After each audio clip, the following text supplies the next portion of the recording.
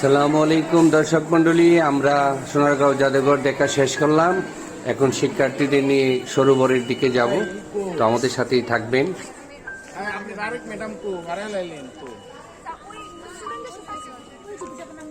আমরা এদিকে ডান দিকে।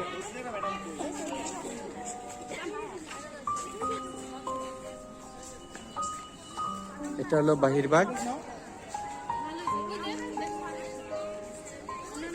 তো দর্শক মন্ডলী, আমাদের চ্যানেলটি সাবস্ক্রাইব করে আমাদের সাথেই থাকুন, আমাদের এই ইন্টারেস্টিং ভিডিও ব্লগটি দেখুন।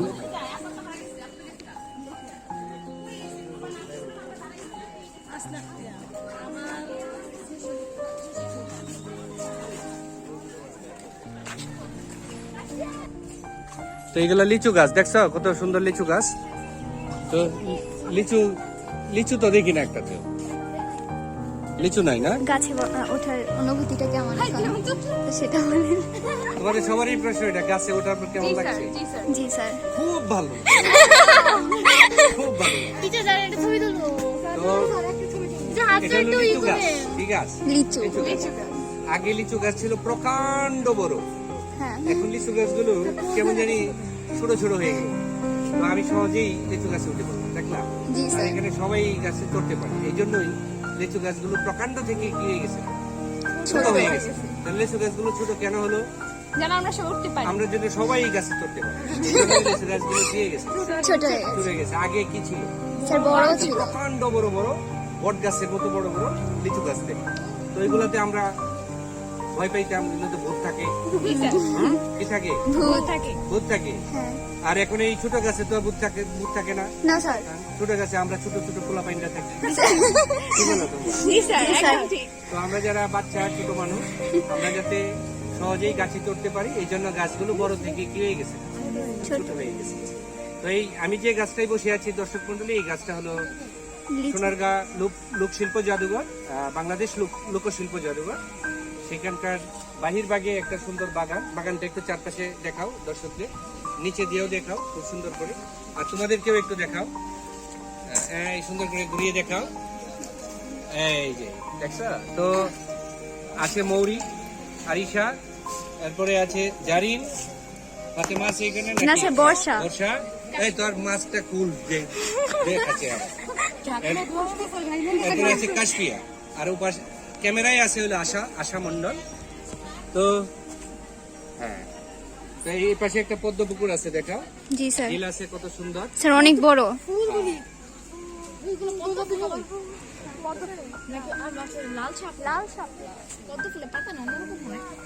পদ্ম শাপলা মনে হয়, লাল শাপলা। এই হলো চারপাশের পরিবেশ। এই একা একা ঘুরতেছে, দেখো। ঠিক আছে, তোমার এখন কেমন লাগতেছে? আগের চেয়ে ভালো লাগছে না এখন? ঠিক আছে। তো আমরা উপভোগ করছি লোকশিল্প জাদুঘর। সেখানে আমরা বিভিন্ন বাংলাদেশের ঐতিহ্য দেখে আসলাম। তো এখন প্রকৃতি দেখছি, কি বলো আশা? জি স্যার, একটা বড় মাছ দেখছো, ওই যে এখানে একটা বড় মাছ। এটুকে ভিডিও এ পর্যন্তই নাকি? জি স্যার, সবাইকে আসসালামু আলাইকুম।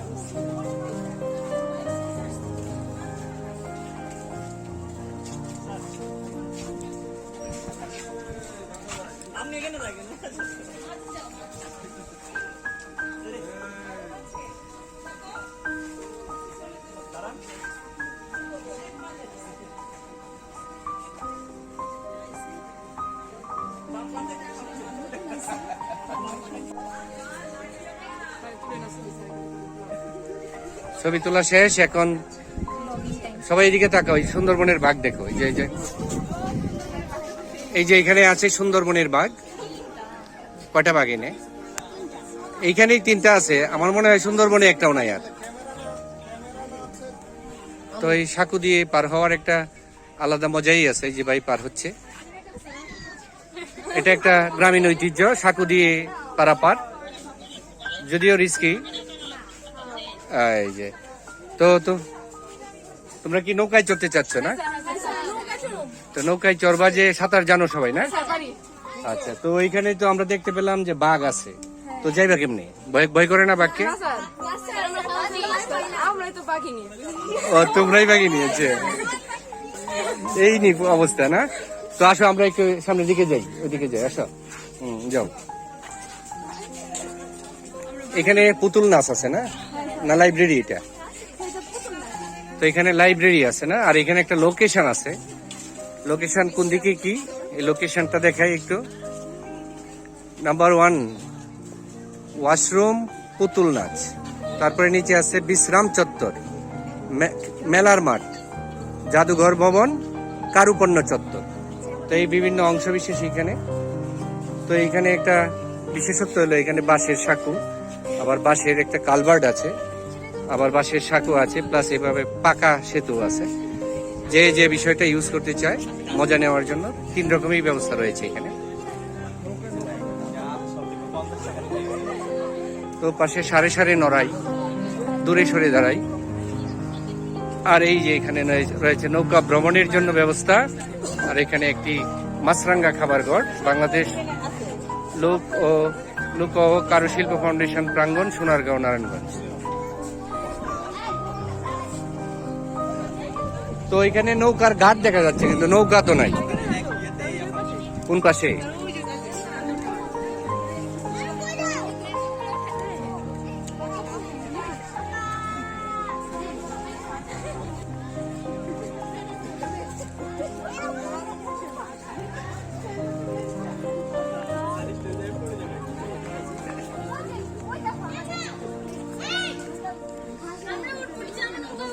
নৌকায় উঠবা? হ্যাঁ, তবে নৌকায় ওঠার আগে সাঁতার শিখতে হবে। সাঁতার ছাড়া নৌকায় উঠবা কিভাবে? যদি ডুবে যায় তুমি পারো, কিন্তু ও যে উঠতে চাচ্ছে, উঠবা না। হ্যাঁ, গুড, না উঠাই ভালো। হ্যাঁ, রিস্ক নিতে চাই না, তাই না? আচ্ছা আসো তাহলে, উঠবা তো হয়তো, উঠে যাও দেখি। হ্যাঁ, তোমার আম্মুকে আগে ফোন দাও।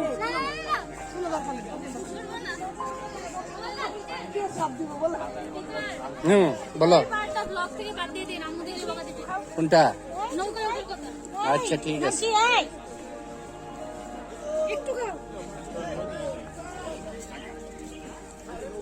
এটা হলো নৌঘাট। তো এখানে নৌকা আছে, নৌকায় চড়ে বেড়ানো যায়। এই যে বাইরা ঘুরছেন এখানে।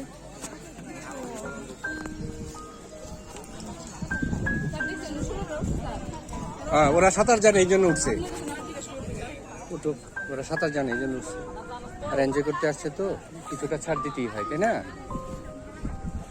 আর এখানে মনে হয় পানি বেশি নাই, ওই যে নিচে মাটি দেখা যায়, মাটি দেখা যাইতেছে। হ্যাঁ,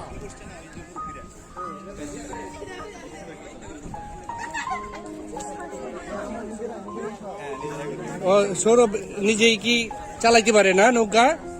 তাই তোমরা উঠছো সবাই নৌকায়? উঠবা? ঠিক আছে। কেমন লাগতেছে তোমাদের? অনেক ভালো লাগতেছে না? শুধু সন্তুষ্ট করার জন্য বললাম। তো কোন জিনিসটা ভালো লাগছে? মিউজিয়ামটা খুবই ভালো লাগছে। আর এখানকার পরিবেশটাও খুব ভালো লাগছে, তাই না? এই যে একটা ফুরফুরে বাতাস বইছে, তাই না? সেই সাথে বন্ধুরা নৌকায় চড়ছে, আমরা এখানে দাঁড়িয়ে উপভোগ করছি, তাই না? এই চিত্রটাও খুব ভালো লাগছে। তো ওপারে একটা চিত্র দেখো কি সুন্দর, আর একটা সবুজ চিত্র।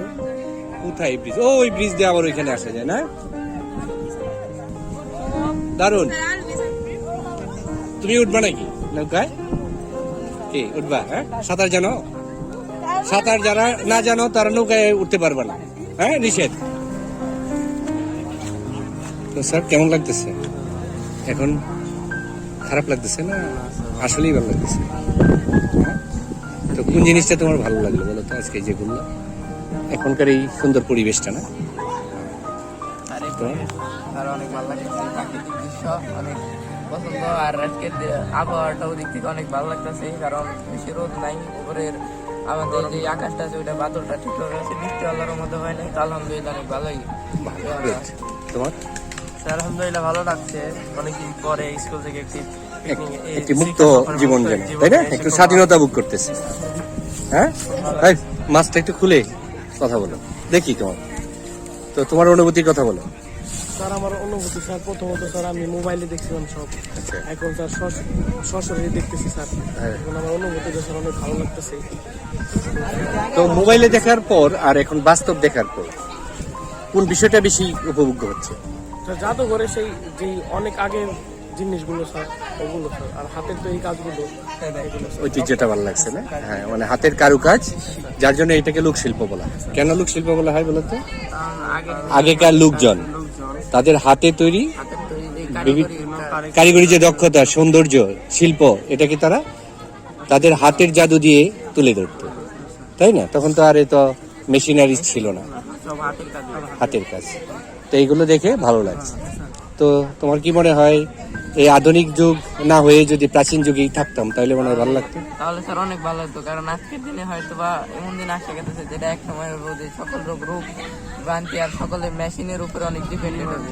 কিন্তু আগের যে লোকজন ছিল তারা নিজেদের উপর অনেকটা ডিপেন্ডেন্ট করতে পারতো।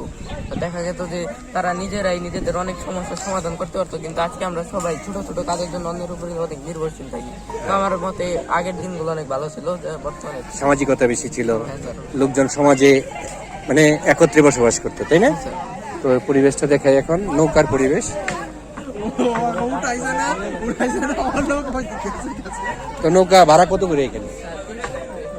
30 টাকা করে ভাড়া না? যার যার নৌকা তার তার চালাইতে হয়।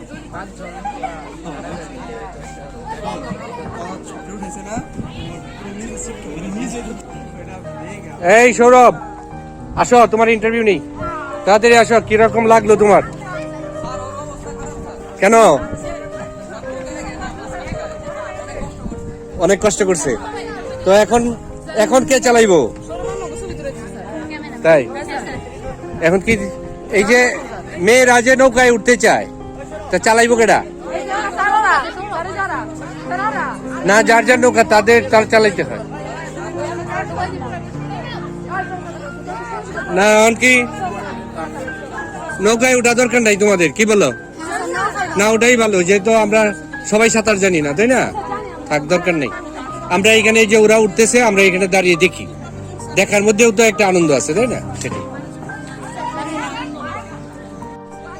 তো দর্শক মন্ডলী, আমরা এখন দুপুরবেলা, তো বাচ্চাদের নিয়ে, শিক্ষার্থীদের নিয়ে আমরা নৌকার ঘাটে আসছি।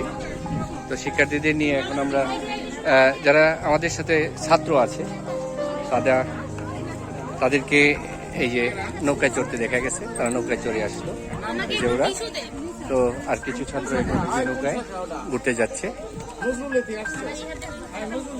তো এখন এই যে ওরা নৌকায় ঘুরে আসলো, ওদের একটা ইন্টারভিউ নেওয়া যাক, ওদের অনুভূতিটুকু জানা যাক। দর্শক মন্ডলী, আমরা তাদের কাছে ফিরে যাই, শিক্ষার্থীদের কাছে, দেখি তারা কি বলে। ইশরাক এবং সৌরভ, তোমরা নৌকা ভ্রমণ করে আসলা না? তো নৌকা চালাইছে কে? সৌরভ। তো ইশরাক কি সাঁতার জানো? হ্যাঁ, সৌরভ জানো? তুমি জানো এবং নৌকাও চালাইতে পারো? সাঁতারও কাটো। তো ইশরাক তো সাঁতার জানে না, তো তারপরে নৌকায় উঠলা, ভয় করলো না? মানে তোমার মনে হলো যে আমি ডুববো না কারণ পানি খুব কম? ও আচ্ছা, এই জন্য। আচ্ছা, মোটামুটি তো আসতে পারি। আচ্ছা, তো কেমন লাগলো তোমার? অসাধারণ না? আচ্ছা, আর আজকের এই যে ঘুরতে আসলা, তো ইশরাক তুমি তো বাসে একটু কি সমস্যা হয়ে গেছিল, কারণ বাস ভ্রমণটা তোমার কাছে মানে স্বস্তির না, একটু অস্বস্তিকর অবস্থা হয়েছিল। তো এখন কেমন লাগছে? স্যার এখন আলহামদুলিল্লাহ ঠিক আছে। ভালো। এখন স্যার নৌকা ঘুরে আর নৌকা উঠে আরো ভালো লাগছে। তো ক্ষুধা লাগছে তেমন? এখন যেমন ক্ষুধা বুক করছো না? ক্ষুধার উদ্রেক হয় না ইনশাল্লাহ? ক্ষুধা লাগলে বলবা, আমরা চলে যাব, খাবো, খেয়ে পরে আমরা যাব তাজমহল দেখতে। ঠিক আছে, তো ঘুরতে থাকো আর সবাইকে একসাথে নিয়ে ঘুরো। হ্যাঁ, ঠিক আছে, ধন্যবাদ। Thank you. আমাদের নিতে চাই যাওয়া চালাই আমরা যাই কারা ওরা? হ্যাঁ স্যার। এই কয়জন উঠা যায় একটা নৌকায়? 5 জন। পরে যদি 5 জনে ডুবে, 7-8 জন হয়। লাইফ জ্যাকেট তো নাই, জ্যাকেট কই?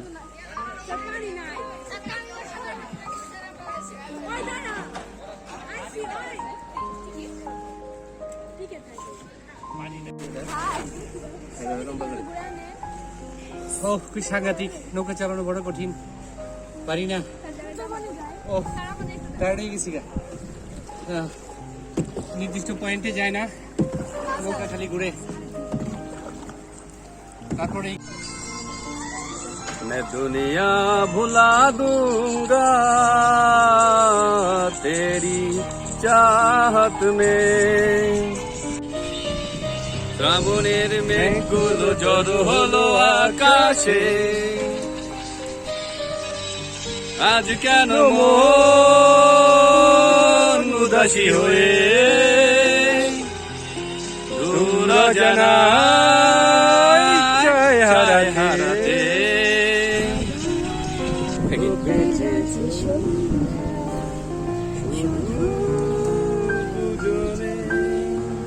চলো না ঘুরে আসি অজানাতে, যেখানে নদী এসে থেমে গেছে।